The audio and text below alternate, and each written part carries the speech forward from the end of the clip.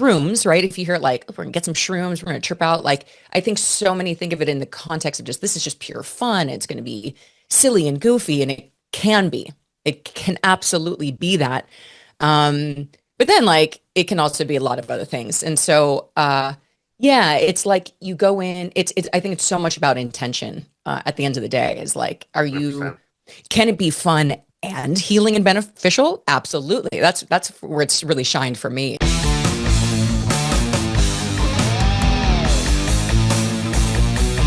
Bad decisions, bad decisions, bad decisions. Welcome back to the Bad Decisions podcast, where we lead not with celebrity, but with story. My guest today is Kat Walsh. She is the creator of the Psychedelic and Consciousness podcast, Trip on This, and the voice behind the personal growth show, Life with Kat Walsh.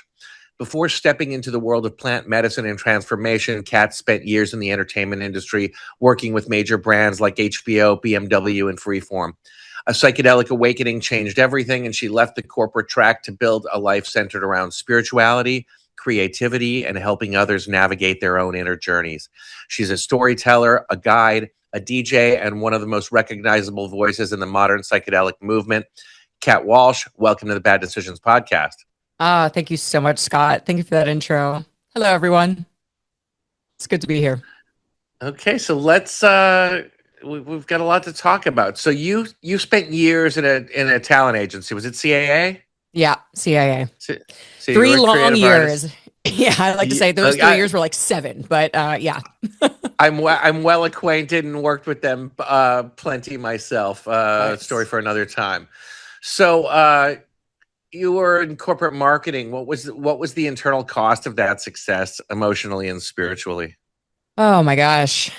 I felt like I've been stressed and bored for my entire life, my entire adult life until really my psychedelic, actually just my questioning journey began, right? Like, but before that, it was really just, I was always a good worker, is what I would say. I was always great manpower. I would put anything that I was doing way above my own health and my well-being, and nobody was asking me to do that.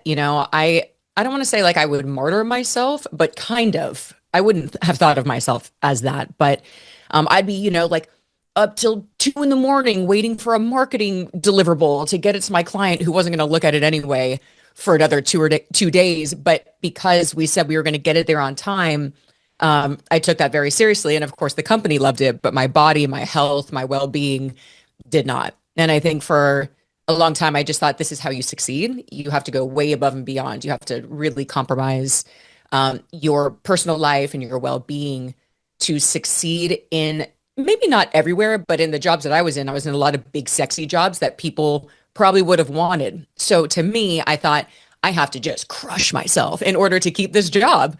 And so I did for a long time. Yeah, that's how Gen Xers like me were taught too. Hmm. Hmm. Um, is there a moment or a memory where you realize that corporate track was hollow despite external markers of success? Yeah, I mean, yes, actually, there was a fundamental moment. So I was at CAA. I remember it was one of the remember how Fourth of July just randomly will fall in the middle of the week sometimes. Yeah. So it was one of those times. I want to say it was 2011, maybe around that time. And at this point, I am a agent trainee at the agency. I'm in the motion picture talent department. There's only four of us out of thousands of people that worked at the agency. Everything was pointing to like, you're impressive. Everything that you've ever wanted is coming true. This should be amazing. It should feel amazing. Except when it was the 4th of July holiday, so we got 5 days off. And I remember the feeling of absolute dread. Like when I had to go back to work, not, I mean, look, I think there's a normal amount of like, I've been really enjoying my time off and I, want to continue that way. But this was enough where I noticed. I was like, uh-oh, this is supposed to be something you love and you have dread and fear. There was only two emotions. And I still unfortunately didn't listen. I like to tell people listen to, listen to the aftershocks that are happening inside you before the earthquake, because I feel like the universe or whatever you believe in, something moves you out of a place that you're not supposed to be. But I think I could have taken the easy road by listening to so many signs that I just was so deeply unhappy there. But I didn't. I really I was still, the cognitive dissonance that this is what I want was very real. Okay, what year did you leave there? 2012. Okay, you left in 2012. When was your first psychedelic experience? Technically, I was 16, so it was years before that. Same, I was same actually. yeah. Except here's the thing about that. My first trip was as scary as you get. Like I didn't do it again for 15 years. So when people talk about bad trips, I get it. I thought, wait a minute, it was fun for the first hour of me laughing my ass off, but after that, I mean, I had no set and setting of any kind. I didn't have any context or awareness how long it lasted. I really was a silly, reckless teenager when I did it, and scared myself pretty good. So I didn't do it again, way, way up and through until I was, I'm 39 right now. And I was 31 when I really started to do psychedelics, like a lot, I guess, in the beginning. So at this point, it wasn't, I had psychedelics were nowhere near my journey at CAA, even in my marketing life, like pretty much my entire corporate life, psychedelics were not part of that journey. Not you. What was which was your first psychedelic of choice at 16? It was mushrooms. Yeah, Okay. it was like I just remember like my friend and I got this like it felt like a big portobello mushroom. It wasn't, but it was just like this giant cap and a little stem. And I was like, is this how it's supposed to look? And we just had no idea, no context. Uh, we just split an eighth. Happened to be the most psychedelic experience to this day I think I've ever had. I don't know if it was because it was the first time. I don't know if it's because I didn't know what to expect. I couldn't tell you why I had such a psychedelic experience and have yet to have anything quite like that again. Yeah, mine was also at 16. Mine was at a Grateful Dead concert, which is a great atmosphere for it. Yes, Uh, yes. and it was acid. Yeah. And then I was and then I went to college in Boulder where you're practically given mushrooms with your with your class registration and a bong. But I wasn't hardcore. It was like an occasional thing. I was a bit of a dilettante, but I tried the acid, I tried the mushrooms, the mescaline, the peyote, uh, Hmm. here and there once in a while. But with the benefit of hindsight and age and wisdom, that I realized that I think we were all kind of taught to do drugs incorrectly. Like Hmm. for me, and I didn't become very enthusiastic again from college, and I'm considerably older than you, to a year ago. And that's when I realized that this is more of a internalized healing Mm. proposition. And there is a place for the micro and there is a place for the heroic and in between too. Yeah. So what spoke to me when I started looking at your content is so many parallels, so many similarities. Yeah, I just to add on to what you're saying, I think in some way it meets us, psychedelics meet us uh whether we consciously know it or not when we're ready for more. I think it will give us trippy, cool experiences and colors and whatever, just weird experiences that maybe aren't so deep or we come away with it going like, don't know what that healing process just was kind of weird. And I think a lot of people experience that and therefore don't get it, right? Because their experience of psychedelics is not profound or deep or healing. And so I think this is where it's so important to have education because both can be true. Like I think my early stage psychedelic journey, I've had certainly my youthful one, like there was no deep healing there for me in from where I was at in my life. I wasn't even at a time in my life where I was close to coming to that place in myself yet. I needed to deeply be asleep in my life and make plenty more mistakes before it was time for psychedelics to become a new opening and a key for me. And, I think it's like, I don't know that we're all just suddenly ready to go on a healing journey. just because psychedelics are entered into the picture. Sure, they can, but like if you're going to sit in an ayahuasca journey, you're already there in your heart and in your spirit that you're going to do that. That's not for fun. You're not going to go to the jungle in Peru just to have like a trippy fun time. And shrooms, right? If you hear like, we're gonna get some shrooms, we're gonna trip out. Like, I think so many think of it in the context of just this is just pure fun. It's gonna be silly and goofy, and it can be. It can absolutely be that. But then like it can also be a lot of other things. And so yeah, it's like you go in, it's I think it's so much about intention at the end of the day is like, are you 100%. can it be fun and healing and beneficial? Absolutely. That's where it's really shined for me is both and. I know you also serve as a guide, and I kind of do unprofessionally. um, but the through line that I've noticed is most people are terrified of this, that they're going to lose control, and then they'll do a small amount and they'll get back to me and they'll be like, "You didn't tell me that this was going to make me feel clearer, more connected, more focused, like a better." Like I write better, I play guitar better. All these people are coming to me, and I was like, I tried to tell you that, like, in my opinion, anyway, like alcohol, weed, those things defocus, they blur. Yes. Yep. Whereas to me, mushrooms bring everything into focus. I go from like needing glasses to not needing glasses, Yes. and I mean that in the metaphoric sense, of course. Sometimes actually literally though. What's really fascinating about psychedelics is both LSD and mushrooms can like heighten our literal senses, our hearing, our sight. That's why they believe that maybe animals in the wild will eat mushrooms because it heightens their senses. And when your senses are heightened, you become a better hunter or, right? So both metaphorically and quite possibly physically as well. Yeah, you get kind of superhuman in a way. There's a chapter in my book about this time when I was a teenager where me and my friends each took an eighth of Liberty caps and we went to the batting cages. And I was not the most naturally gifted child athlete. And there was a over an hour wait at every batting cage except one, and that was the 100-mile-an-hour fastball.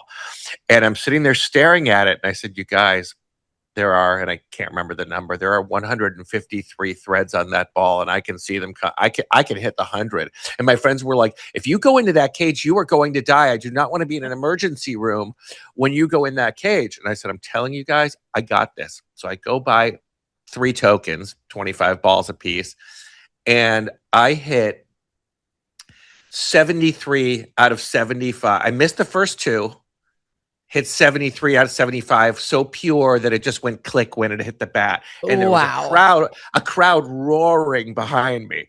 Oh And my God, then that's cool. and then I turned around and I'm tripping balls, and all these, it's Chicago. So everyone's like, "Yo, guy, you want to play on my city softball team?" And I was like, "No, I don't really play well with others. Like, I gotta go." And they're like, "Come on, give me your number." And I'm like, I'm tripped. I have to go. We just jumped in the car and went home. Oh my God, that's an epic story. That's like the doc, is it Doc Ellis? Oh Is yeah, yeah. right the story about him doing LSD and pitching a no hitter. It was just Yeah, which is so believable. yeah. Like the first time I took mushrooms in college, we walked into a building, into a big university building, and I said, "There's a lecture hall upstairs. This is a concrete and brick building." I go, "There's a lecture hall upstairs," and they're talking about Zimbabwe. And they're like, "Shut up, Nathan." And I'm like, "Follow me." And me and my 3 friends, we walk up there. We walk into a lecture hall, and it says Zimbabwe on the screen. What? Yeah, No, wait. like Okay. I could hear it on a superhuman level. This is like one of the things that like just completely gets me so excited about things like psychedelics is the telepathy, extrasensory perception, the experiences that people have that are normal that people have, like exactly what you're saying, where that's impossible to know. What are you tuning into? Like, and the same thing, like I can't tell you how common telepathy is with people that are close to each other on a trip. They think they're talking to each other. They're not, but they both were attuned into a conversation. That was happening. And then of course now you have like the telepathy tapes coming out and like more and more. I think telepathy is one of those things.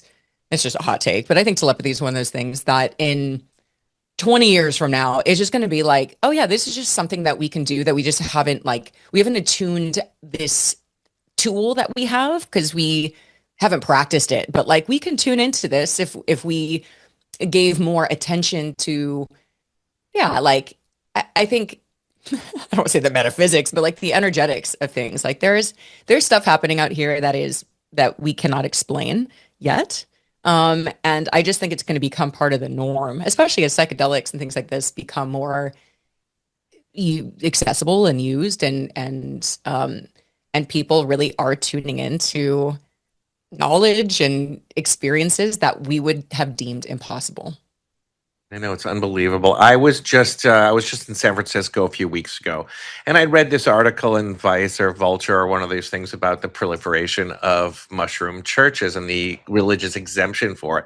So I called my cousin who I was going to have lunch with in the city, and then we were going to go up to Marin. And she says, "Listen, I need you to kill 3 hours. I just had a meeting. Drop in my lap. Meet me in Embarcadero in 3 hours." So I was like, "All right." So I was like, "I'm going to go to that mushroom church that I read about in that article." So I get in a Uber and I take it to the mushroom church and I sign up in the Uber on the way there. And I walk in and the security guy's like, "Good afternoon, sir. Are you a parishioner?" I said, "Yes, I am. Here it is right here in my Apple Wallet." And I tap in and they're like, "Meet Priestess Nicole." And I'm like, "Hello, Priestess."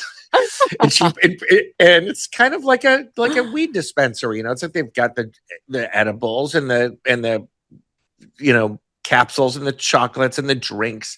And then I think it was 49 strains of mushrooms, which was Wow. To overwhelming. pick from? Yes. Whoa. And you could just get it? Like, or was it you were like you could pick it and then do the experience there, or what was the deal? No, it was just like a dispensary. You got it to go. I was so overwhelmed by reading all the descriptions of all of them Yeah. that I was like, I'm just going to choose something by name. So the funniest name they had was Louis Vuitton. Uh, and, Ooh. and and they were rated a 10 out of 10 in strength. So I was like, that seems like a good value proposition. So I'm like, give me a half an OZ of those. And how were they?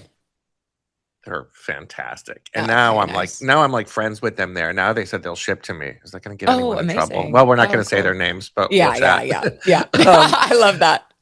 but So, Trip on This, your show is pitched as a bridge to psychedelics and inner work. How do you guard against glamorizing or trivializing such powerful tools when you share them with a broad audience? Yeah, you just keep talking about the realities of it, right? Like you don't, uh, it's a fine line between, I don't know the proper word, like evangelizing something. I don't know if that's the right way to say it, but like, um, both just forever striking a balance between the incredible potential and possibility and really leaning into personal stories, and like how people have had their lives changed, and always saying, and this might not be necessarily the case for you. In fact, and really, I mean, I have plenty of episodes saying like, and by the way, I've scared myself deeply with psychedelics, and they can be really destabilizing, and they're really not for everyone. And Yeah. really talking about dosage and set and setting, and even with all the right set and setting and the right dosage, someone still might have an uncomfortable time. Or, the one thing about mushrooms that I'll say is if you've never done it, whatever you think the experience is going to be, it's probably not going to be what you thought it was going to be. Like it's Yeah. just so different in the way that it feels and moves through you. And, by and large, you're still you, like even on the big doses, like you're still, I think that's a common question is like, am I going to take a big dose of mushrooms and like not know I even took mushrooms? Am I not going to know myself? Am I going to know where I am? And while I can't speak for every single experience, by and large, you know that you took mushrooms, you're you.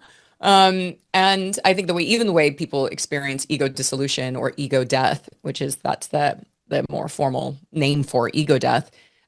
It looks a lot of different ways, but like even in my couple experiences with ego death, I still feel like I still know I was Kat. I experience it in different ways, but like, and so it's psychedelics are one of those things that like you could talk about it all you want. This is another thing I say to my anybody who's listening about psychedelics is you can hear it, you can listen to every story, you can listen to every research paper, you can information yourself to oblivion, but you will never truly know it without actually experiencing it yourself. It's like eating, it's like sex. It's like you can talk about it, but unless you've done it, you You don't don't really know. know it. You don't know it. And so yeah, I mean, I think it's a fine line. I think some people can be very conservative with like scaring people with psychedelics, and I think that's that's fine. I think there's going to be a balance out here with people being almost never talking about what can happen on a bad end, and like a more negative end, maybe is the better way to say it. And then some who only bring fear into the psychedelic conversation. And I definitely sit somewhere in the middle. I mean, as by and large, I do think psychedelics could fundamentally change society for the better. I do too. And I think, it's so interesting that we still haven't figured out is how different the human constitution is. Robin Williams used to say the only reason he did so much cocaine was because it was the only thing that would turn off the Robin Williams. He's like, you Hmm. think I'm exhausting to listen to? I'm exhausting to listen to. And he said Right. the effect that cocaine and stimulants had on him was what a Xanax or a Valium would do to a normal person. It would just bring kind of like, ADHD people Yes. taking Adderall to calm Yeah. down, It which sounds is like you might have super. had ADHD kind of because I feel like people that Yeah, have done cocaine and get tired, I was like, you might have ADHD or yeah, something yeah, similar. and I didn't really feel a calling to it, but someone got me an ayahuasca journey for a birthday gift a handful of years ago. And Kat, let me tell you something. It was the gates of hell opening. If you offered me $1 million in a steamer trunk to do it again, I would say no, thank you, and I could use $1 million right about now. Yeah, right. So that one didn't work for me. I tried. I was in Hawaii and someone offered me one of their mail order ketamine tablets. Terrifying, frightening. Hmm. Balance sheet was like no upside. It was frightening. But Hmm. yet, but ayahuasca, horrible. But I've never had a bad time on mushrooms, never had a bad time on acid, though it's been a long Hmm. time since I've taken it. So, All right. whatever works for us. Yeah, no, I mean that's such a great point. There's actually a company that I know of that is partnered with a lab to do almost like a mouth swab to test what compounds you would be best suited for based on a few markers. I don't know super details about it, but they're literally trying to look at like biologically what are the best compounds for you. Like maybe the compound of ketamine and MDMA is like that's you're best suited for it because of X, Y, and G, X, Y, and G, X, Y, and Z. Um, like reasons, and this person might be better off with this, and here's why. Um, and until we get to the point where that's actually like really adopted, I think starting small is always a good starting place for people if they don't know how something feels inside their own body. Uh, I think back in the day, if you will, I don't think we didn't talk about microdosing at all, right? Like or like No, even it mini wasn't a thing. dosing. It was just like take 2.5 grams. That's the amount you should Yeah, take. Two and a yeah, half to yeah, three yeah, and a half is what I was told, yeah. which is An like a eighth of mushrooms. sledgehammer. Yeah, Yeah. an eighth of mushrooms is 3.5 grams, and at the very least, you're splitting an eighth, which is 1.75 grams. And to a 1.75 right now, as many mushroom trips as I had in my life, I would be tripping. Would I be tripping maybe as hard as having an eighth? No, obviously, but that's a lot of mushrooms still, even a Yeah, it gram, is. and depending on the mushroom that you're having, the potency is different across the different mushrooms. There's more psilocybin in some mushrooms than others. And so For sure. this is just a part Yeah. of this is both the scary, but also the real part about the conversation so that people can set themselves up for success and not just have some friend pressuring them, especially young people, bless their heart. I see the comments on my thing like, oh, sackle up and take like 6 grams and just whatever, look at the sky. I was like, all right, bro, you're like 15. You don't know what the fuck you're talking about. Like, please don't be bullying your friends into doing that. You really don't know them. You don't know their background. They might have, you know, um, uh, be right on the cusp of having schizophrenia in the family or bipolar. Like if you are schizophrenic or you have tendencies or the potential towards that, psychedelics, especially in high doses, are not recommended because it can put you over the edge. So, For sure. yeah, I mean, there's real conversations to have around all this amongst the joy and the fun and the love and the awesomeness. Yeah, I'm curious what you think the horizon looks like, because I like that there's advancement, but wherever there's advancement, there's bureaucratic opportunism. Like, I think the reason Spravato and the various other ketamine modalities are being pushed so hard is because people can make money off of it, Yeah. and they can get patents on them and things like that. Whereas, yeah, ketamine didn't work for me personally, but neither is any antidepressant ever. And I've tried most of them. Mushrooms is the first thing that actually worked for me with, and sometimes the effect of a small amount will last for weeks or even months. Yeah. So, yeah, what's concerning is the law of unintended consequences. Like, Hmm. they legalize mushrooms, then someone's going to make some sort of a psilocin isolate, and then this and that, and make the natural stuff illegal. What's your take on this? Yeah, it's a good question. It's the question really that comes up for those in this space. That's already happening. Yeah. Compass Pathways is a good example of a psychedelic big, big pharma type company. Like they're the most backed. They've got the most cash flow of all the other. I think at least they did for a while, and I believe they still do. And they have essentially a compound that is psilocin, which is psilocybin, basically in a synthetic form called Compass Path One or whatever it is, whatever their patented. Have Is some that too. it? It's Is that not that. This Compass? is this is Mitosin. Do you know what that is? Uh-huh. Yeah, I So do. that's another similar. It's not exactly the same. I mean, it feels similar. And if I was going to say Singapore, where Hmm. they kill Where you it's for having certain things, sure. maybe I'd throw these in my vitamin thing Yeah. instead. Yeah. But it's okay. That's what's interesting about some of these analogs is that they don't fall within the drug scheduling system. So it's a way to get around things like for ACO DMT, I believe is another one that a lot of people are claiming are magic mushrooms in quotes.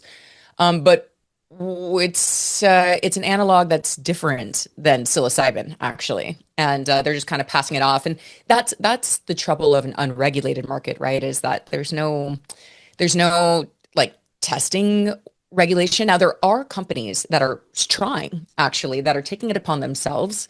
Silosafe is a company that's coming to mind. Hyphy Labs is another potency, and I know these guys that their mission is to take it upon themselves to like have psilocybin companies that are legit get the seal of approval that this is real psilocybin. And it's kind of community based right now because obviously there's there's no legal path for it. Um, I don't know how they get around the legality, to be honest. I think it might be where their labs are based in a decriminal area. You can grow magic mushrooms, right? But for research purposes only. So if you maybe say like, this is for research that we're doing this, um, that might be the way that they're able to do it. But it's at least one effort, a big effort to create safety. But coming back to your question around like the capitalistic aspect, this is the fight I think you'll see with like Decrim Nature is another activist group that really believes that all of this should just be decriminalized and forget trying to create a regulated market. The market will create itself essentially by like people talking to each other around their experiences and, kind of being more community based, being able to share it, but not creating legal pathways because legal pathways then get regulated. And then there's a fear of what happened with cannabis, where you've got there's so much red tape that to you can't afford, like you really can't afford, like a lot what cannabis essentially did. I'm not an expert in this space, but from my understanding is there was so much money and capital pumped into a few big companies that just bought out all of these weed farms, so many mom and pops. To get licensed is incredibly expensive. Every bit of it is expensive. That's why trying to get weed at, a local shop is so much more than getting it from your homie down the street because the taxes are insane. You'll get like a $40 product and the taxes are $17, like, and you're like, okay. And so the taxes are like that. And so all these companies are making up for it, but many people then get out, they can't afford it. And so I think I would want to see decriminalization and legalization at the same time. I would too.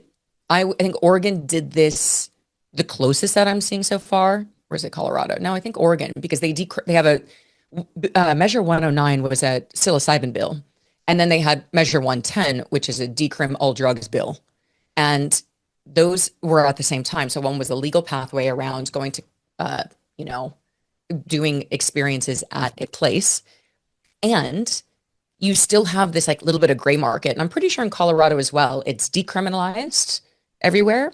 And then there's legal pathways through licensed facilitators. What I think is going to happen is that there's going to be the underground as it will continue, especially in that then Yeah. it's decriminalized. And then those who want that, if you've got the means and you are by the book, which people are, that rather go to a facilitator and licensed and do it the legal way, especially if they're in a legal profession, then that becomes another path. Will every state, California, unfortunately, is not one of those states that's following that yet. We almost had No, and that. no, and then there's also the banking issues. I have a friend who's a Yeah. great guy, is a venture capitalist, but a good ethical person. So he invested in a really big grow, like a Home Depot size grow in Northern Hmm. California, Hmm. and made money for the first 3 years. And then what he noticed is, aside from the difficulty in banking and kept getting accounts shut down because it's still federally illegal, what he found was that he couldn't compete because this state of California was not enforcing illegal dispensaries. So Ah. him playing by the rules, him following the rules, made it impossible, and all the taxes made Hmm. it just unsustainable. So he just Mm. sold off the equipment, liquidated the whole thing, and went back to his core competency, which is gated communities, Yeah, right. That's a building them. Yeah. different direction, but that's interesting. Yeah, I mean, yeah, this one this is I don't know the future for this one. I just know that like decriminalization to me is like a starting point. I think for all drugs, to be honest. I think it's really, really wild to put anybody in jail for putting a substance into their body. I think there should be much more, if anything, more money into um, creating like safe testing facilities, more help, especially those like hard drug users, more like help in those areas, more programs to get people, yeah, like healthy and back on the right track. But just putting people in jail for what they do in their house is just wild. And I mean, I get like if you're disrupting the street, like if I'm not talking about like on the street drugs, right? Like where if somebody's like shooting up in front of you and that's like disrupting the peace, if you will. But by and large, I mean, I think I've always struggled with the idea of we have a privatized jail system and then we Yep.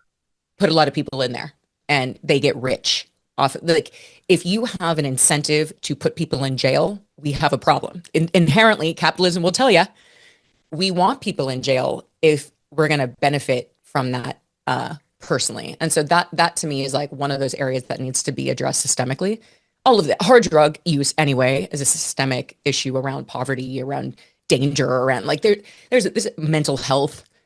I was just having this discussion. I can go on a rampage about this one, but like just It's tricky. yeah, It's tricky because you can't force a fentanyl zombie to go to rehab.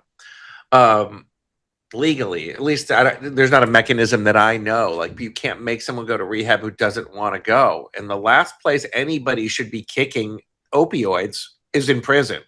So right. I don't know what the answer is. Yeah, But yeah, this is a bad epidemic, that particular yeah. drug. Yeah, I don't know if it's like a middle ground. Like this is not an area that I like. I don't know the ins and outs of it. I just know that like I just think it's wild to like you can just sit in your backyard and like technically you can't like put if we can drink ourselves literally silly, like I just don't know that it's the if it's not about well-being, I guess. Like I just think there needs to be so much more education around all of this. And I mean, at the end of the day, I think one of the biggest if there was to implement anything right up front in our entire education system, it would be to teach around EQ from kindergarten up through high school. So not just IQ, which is like whatever you're gonna, I mean, obviously education needs a whole new makeover anyway to teach young people how to actually like thrive in the world that we live in.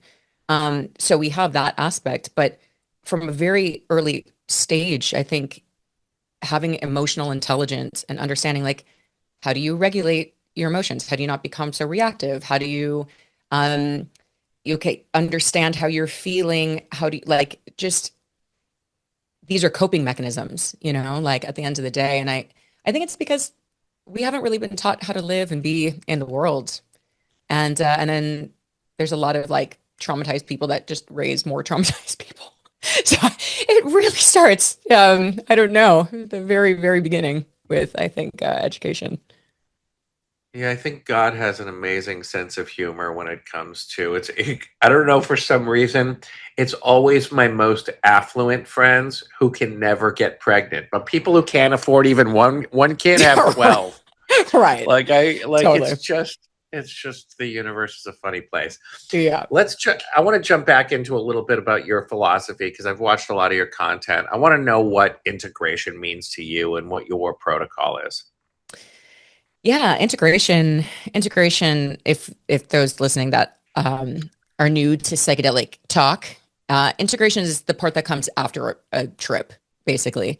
And to me, I mean, there's two different ways to look at it, right? So if you have a big mushroom trip and you got some really interesting, cool takeaways, and you had a little heart opening, and you got maybe a hit that um, maybe you should start a business or you should do something or whatever. Integration is then quite literally doing the thing that you felt on that deep intuitive sense, that you do it, that you create the steps to actually implement that.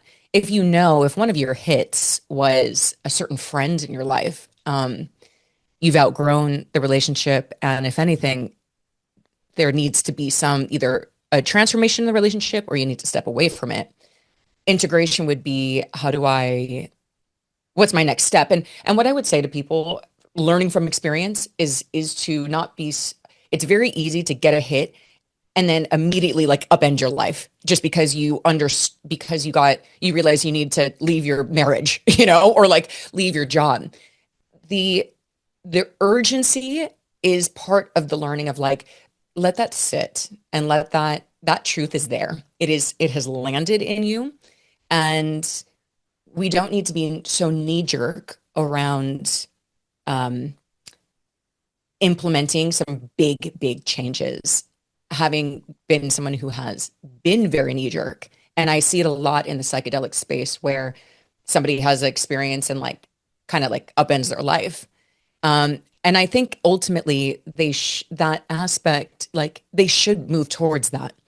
But I don't think we need to rush. That would be my philosophy is don't rush it and let it sit, let it marinate, let the words come to you and the right way to express whatever you need to come to you in a way that's best for you and for the person, remembering that there is another person on the other side of this or whatever it is, job. It's mindfulness. It's actually using mindfulness in your integration and not what's the word I'm looking for? Just knee jerk reaction. And then, of course, you'll hear integration a lot about like journaling and meditating and moving your body. And yes, I think everybody can benefit from that. Psychedelics are not putting aside 5 minutes when you get up in the morning to just like close your eyes and center yourself and just ask yourself what kind of day you want to have that day is going to really, those little help, that's going to help. Moving your body a little bit every day is really going to help, just taking care of it. When you take care of your body, you think better, you feel better about yourself, your confidence goes up, like so things like that. And then a little something for your mind other than consuming. Getting in the creator mode, I find is really helpful. Whether we're doing a podcast like this, or creating content, or writing, or drawing, or working on your business, something that feels like I'm doing something, reading for pleasure or for whatever. It could be spiritual reading. All these little things, I think, are integrating just a full just a life where you walk around feeling good about yourself. And when you feel good about yourself, your whole life changes. Everybody sees it. The life starts to mirror back to you that you're awesome if you feel that you're awesome, you know? And it takes those little things. So, It's true. So you are the very rarer than rocking horse shit native Angelino. yes. So let me ask you something. So you obviously are surrounded by people. Many you, I assume, you've known your whole life. How have your family, old friend relationships, and your worldview changed over time? Because this has to be a bit of a curveball to a lot of people you knew. Oh, No. gosh, I love this question. I really do, because I think this is the thing that a lot of people will also come up against, which is, you know, a version of Kat and or you, whoever's listening, your whole family, your friends, your life knows you one way, but you've changed or you are changing. And the process of that can be challenging and not. Now I'll bring it back to myself on it, because this is one that comes up a lot in the psychedelic space, is people don't want you to change necessarily if they like the version that you are, right? Sometimes people will grow and evolve with you, and sometimes not. Friends are for a season, or even family, or how you relate to each other. And so yes, I grew up. I'm LA native. I always say that we're different here. If you're from here, you relate differently than maybe if you came to LA, because it's just home. So you don't have quite the same. You vibe differently. That's all I'll say. Yeah. Um, but when I started Trip on this 5 years ago, I have you seen that meme where it's like an animation, and it's a guy doing, it's like a little side eye, and it's like side eyeing. It's like this. I wish I could just like put my mind onto the screen right now to show you. I basically felt like the whole world, everybody I knew, was side eyeing me. You know, like, what is she doing over there? What is she talking about? Drugs on the internet? You know, like, here I am talking about psychedelics. Like, people only knew me in marketing. People only knew me as a behind the scenes person. Like, I wasn't this person out in the world. And um, my closest knit group, I was very lucky. My parents were all for it. They loved it. When I said I'm doing a podcast about psychedelics, and I said it's called Trip on This, and they're like, my mom's like, that name is perfect. And like, and I couldn't believe, actually. I mean, I could and I couldn't, you know, like, every moment of how I think a child would want to feel when they tell their parents, I'm going to go for something crazy in my dreams, I'm going to change my whole life. Like, to be met with such an unwavering support like that is the greatest gift I could have ever been given. So, and not everybody is going to necessarily have that gift. So I just want to No. say that. No. I've read hundreds and hundreds, if not thousands, of autobiographies over my life. It's one of my things. And Mhm. if I were to pick a single through line of successful people, it's familial support. So you're very fortunate. Yeah. Yeah. I mean, yeah, it's like, you know, I hope to have children one day, and like understanding the unbelievable, just to have the two people that you want the most approval from, the ones you're the closest to support you so fully in your crazy dreams, is like the craziest gift I could have imagined. And my close friends, you know, when I told them, I remember a couple people actually saying to me, of course, but of course that's who you are. And I was like, really? Like, in fact, there was one layer that really surprised me, that they saw it before I did. Actually, they're like, you've always been fun, and like, you can hold a conversation at a table, you know, like, this is you, girl. Like, of course. I couldn't see it. You know, I couldn't see that until my psychedelic journey began. That's why I didn't ever do a creative job before that, because I never believed I could. I didn't believe I don't think I didn't even dare try, because I just didn't, however I felt about myself, did not match that. And then there was this other group of people that really just were kind of like, who does she think she is? They didn't say that, but I felt it all over You them. can And feel that, it. Yeah, of course. yeah, and that's the hardest part, you know, as somebody who obviously really cared what people thought at the time, and still do, but less so, is with practice of putting yourself out there over and over and over again until you're just like, fuck it, you know, like, whatever. Yeah. This is Yeah. my life and I'm going to create my life. And it's okay if I'm going to live out loud in front of you. I'm going to fail in front of you and that's fine. And one day I'm going to succeed and you're going to be like, oh, I know her. And you're going to be like, yeah. But I you know. weren't, Yeah. you know what I I mean? try to encourage all young people that the path to greatness, and I say this over and over again, the path to greatness is sucking first. Yes. There was a time in which Jimi Hendrix was a worse guitarist than me, and there are a thousand other examples. But the path to greatness is sucking. And then people would say to me, "But I've never seen any of your photography that sucked." And I said, "Yeah, because the first 20 years of me taking pictures was sucking in private. Like Right. until I felt like I could stand toe to toe with anyone, I didn't show any of my work. Yeah. So I did that for more than 20 years. Hmm. And then pandemic hit and I wrote a book and my lighting sponsor, thank you, Peter, Hmm. um, called me and he's like, "What are you doing writing and telling stories on TikTok? You were a pure portraitist. You were a photographic master." And I was like, No, I'm not. I'm just creative." He goes, "What kind of bullshit is that? You're a writer? Why are you film yourself now?" And I'm like, Hmm. "I'm just a creative. Anything that makes people happy, that pleases people, that I can Hmm. do, I get the same amount of pleasure from." And a lot of people are not comfortable with how many zigs and zags I have done. Yeah. I mean, I think that's, but I think there's a gift in it. I just recently created a video about like, when you have the audacity to live your wildest dreams, to take a shot, to go for it. Most often, we will look silly and foolish in the beginning. Most of us look like we're trying, even if we're excellent on camera or doing whatever we're doing, and there's no engagement, barely likes, any followers. There's something that feels inherently cringy about that. But you have to start somewhere. Like the putting yourself out there is part of the character building. It is part of being able to hold when it really does start coming in. And maybe it doesn't. But the thing is, we learn, we get skills, the people we meet along the way, the path that we just, the trust that you build inside yourself. I mean, I think there's so much value in the trying itself, not just the succeeding part, but the willingness to just try. Man, you really don't know where life takes you when you just take the first step.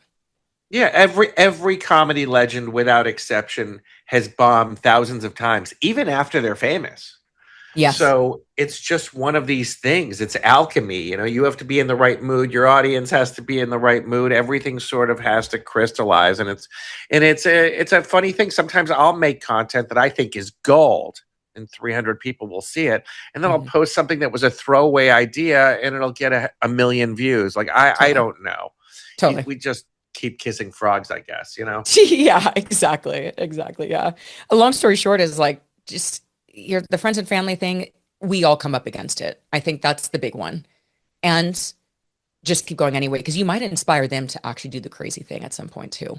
The thing is that same person that was judging or whatever their feelings are that you can feel, they might, 3 years, 4 years, 5 years later actually look to you as being like, well, why can't I try something like that? I mean, we really are angels for each other um, when we give ourselves the best shot. Yeah, I agree. I agree. When I started writing my bad decisions, I noticed that I was affecting change in my social media friends group because everybody's posturing and preening and flexing and exhibiting wealth or travel or fancy restaurants or whatever it is.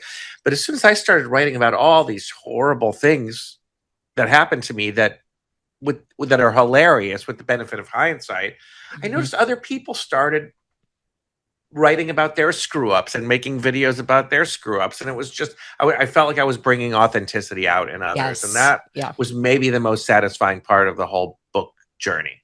Oh, absolutely. Authenticity and vulnerability, I think, are the new superpowers anyway of the days that we're coming in. Like the days of a glossy image of I'm fine and everything's great, and blah, blah, blah, is like, I think it's getting tired. I think it's old feeling like as an energy. And I think it's not like only just being like, look at all the bad shit that, but actually how to turn it, right? Like how to in like you said, the benefit of hindsight and like bringing like humor or whatever to the learning of that is that's the gold. And it's already alchemized by even writing it, the time and the win it is to actually write something like you did and to put it out there for people. It's alchemized already, alchemized, transmuted, and now is a piece of art for others to read. Like right there. It inherently, it's always just like giving back to us. 100%. So tell me a little bit, if you would, about the business of Kat Walsh. So other than making video content and your podcast, are you guiding people on journeys? Like tell me on a more macro level what you're doing. Yeah, great question. I'm actually not a guide. I was guiding for people for a long time, and I realized I do have to update my Trip on This website. I haven't touched it in a while because I've just been working a long time. I just launched my main website, my Life with Kat. I was guiding people, and I it is a calling to guide people in those deep journeys. I sit with friends, certainly, and that's fun for me. I create a environment of fun for it. But I think those kind of deep healing journeys takes a lot out of me, and I think the better use of me actually is by helping to from the media side of things, by being a voice for it, for being a bridge, and then allowing those who are really boots on the ground with people that have this is their calling, this is what they do, helping kind of shepherd that more to them. But yeah, so I have three buckets, if you will. I'm a host, so I'm both a show host and an event host. I host oftentimes a lot of events in the psychedelic space as an MC, so like I'll MC the night, and it's not necessary. And actually, in technology, which is really random, and tech, I've done some hosting at in Miami, and I had Trip on This. Trip on This is actually, I haven't like formally announced it, but it's the brand will live on, the stories will live on, and I have a clothing brand actually that I have a lot of new stuff coming out for it, that I'm really excited about. But my next creative project for a show is going to be Cat's Meow podcast, which is going to be launching in as a live show in 2026 in Q1. So that's going to be kind of one aspect, right? So like brand sponsors and things like that, as you know, right? Yeah. The other piece is I'm a DJ, so I'm obsessed with house music. Oh my God. That is probably my highest joy, my highest love is to dance to house music. And I've been a professional DJ for about 4 years now. But I've been DJing longer than that. Um, and that's also a lot of stuff in the psychedelic space, but not just. I don't do a lot of weddings, but I've been special requested for a few just to do my type of stuff. Like I'm not a request DJ. I'm an Right. artist. I'm learning how to produce music right now, and so that's another way that people can work with me is yeah, like both that hosting and the music aspect. And then kind of like what you see online, I'm a digital creator, and so like brand sponsors and things like that. My dream, one of the things that I would absolutely love to do is I'd love to host a show, like host like a TV show or like Ancient Aliens meets How to Change Your Mind, like really be the voice of that and have a whole team to do that, not just like one of my own shows, but a bigger, fuller produced show. So that's kind of something I'm certainly calling in. And I got other ideas bubbling up, but yeah, I'm always open to collaboration that's exciting and fun. And I want to always like bring more like joy into the world and fun. It's what I'm really good at. I'm really good at joy and fun. And that's my healing journey was through that. And that's why my music is so important to me because I put the fun and joy and love through it. I'm very spiritual and so a little woo woo with it. And I've I've changed my life through joy, really have. I've also cried and had the hard times as well, but in every way that I can, I want to invite people into the space of the mysterious and into themselves and into how good life can get, because it really can get pretty fucking amazing when we start walking back to ourself first. If you're comfortable telling me, what is your current protocol? Do you just intuit it, or do you microdose mushrooms on a certain level? Do you do biannual MDMA journeys? Like, what's your thing? Yeah, it's kind of seasonal for me. Actually, I have a shout out to Ka, which is a Kana company, and one of my partners. I am going to be doing so. I have a an audio activation series called The Miracle Zone. That actually, I guess I'll plug it because I it's the first time I just put it Please. on my website. It's very simple, low lift, basically like a daily practice. I had made it originally for microdosing. I have taken those words off of it for legal reasons, if you will.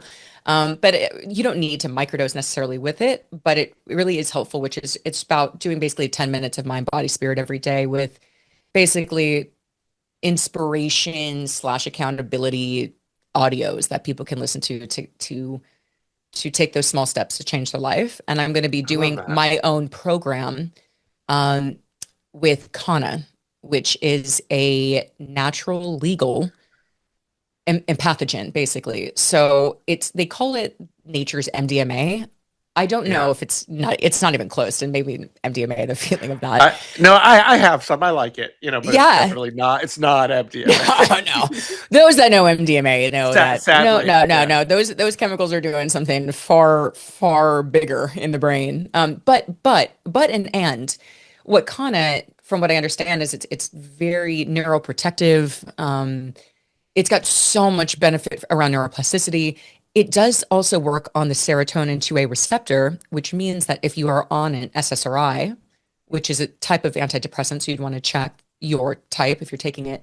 It's effective enough where you're actually recommended to titrate off of your SSRI before Kana. Does everyone? Not necessarily. I think, but I've had the CEO on it, and she just had mentioned that, so I would want to obviously mention that to anybody else that's listening. But yeah, I'm excited about that. It's just calling me. When it comes to mushrooms, more intuitive. I mean, I love to take them dancing.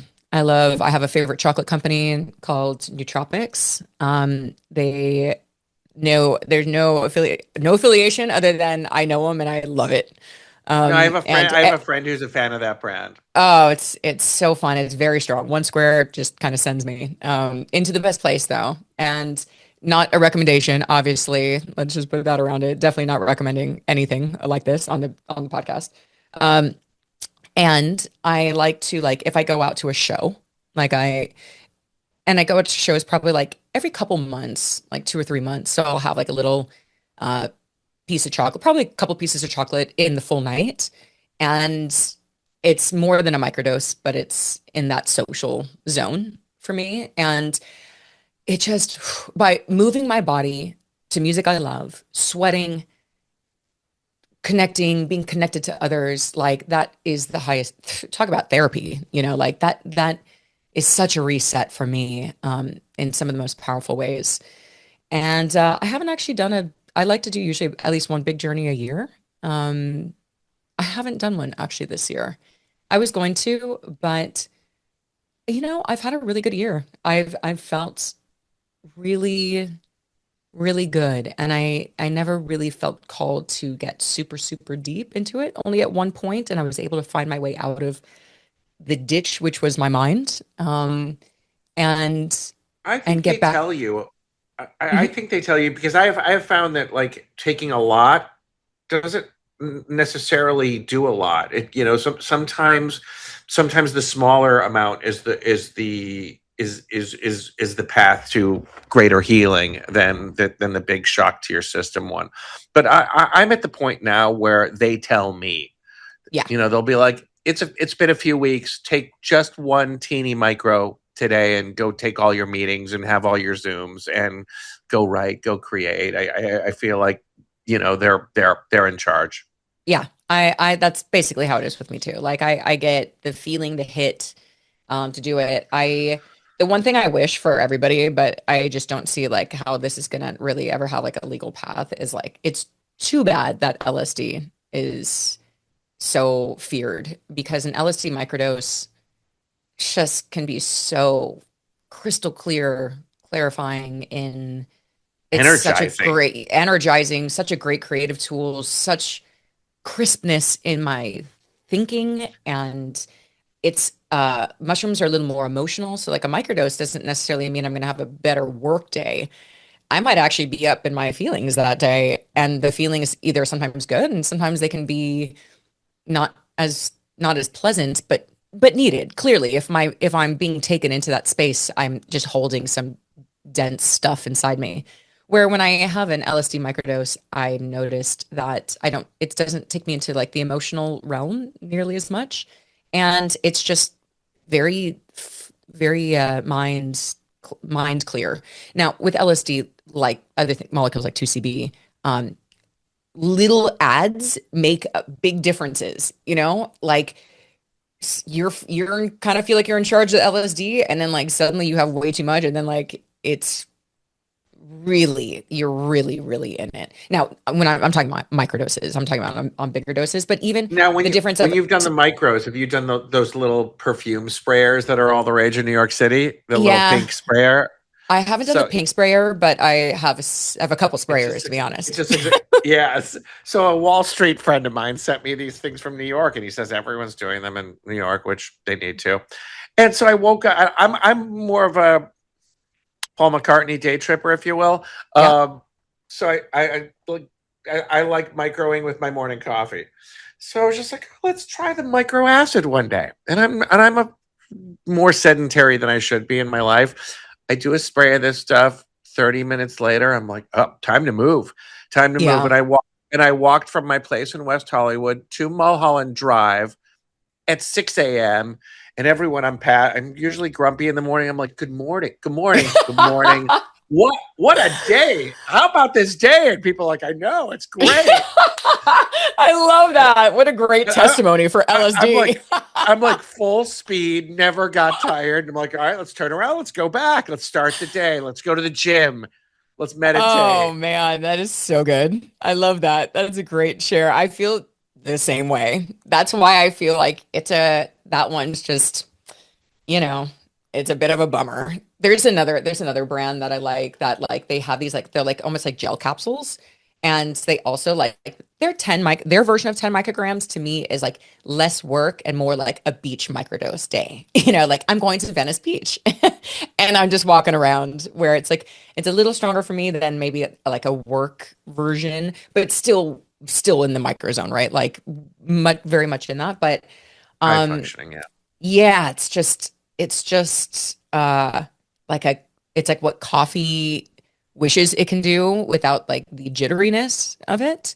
You can get a Yeah. little intense maybe with too much LSD. You can kind of feel the intensity of that get up and move, maybe to a little bit more of a, okay, I really got to move my body. There's too much energy happening inside me for me to stay still, but maybe that's a good thing, at the end of the day is like, all right, well, let's move. Right on. Well, thank you very much for taking the time out. You are always welcome back. You're a delight to talk to. Oh, Um, thank you so much. Thank you for having me. tell, of course, tell the folks at home where they can find you, where all your socials are. Yeah, it's at Life with Kat Walsh everywhere. Kat is with a K. And my website is also lifewithkatwalsh.com. Reach out, say hi. I'm always posting about, random stuff, music, psychedelics, science, whatever I find cool. I don't know. And personal journey stuff. Kat's Meow podcast will launch in 2026. Life with Kat Walsh is current right now on my podcast platform, and that's going to be turned in. That's the reimagining of that podcast, actually. And that's it, Scott. Thank you so much. I really appreciate Of you. the Bad Decisions podcast was produced by Brock Workman of Herdad Entertainment. Be sure to hit the like button and subscribe to the show on YouTube, Spotify, Apple, or wherever you get your podcasts. My book, The Big Book of Bad Decisions, is available for purchase wherever books are sold. A special thanks to today's guest, Kat Walsh, for joining me. I'm your host, Scott Nathan. Thanks for listening.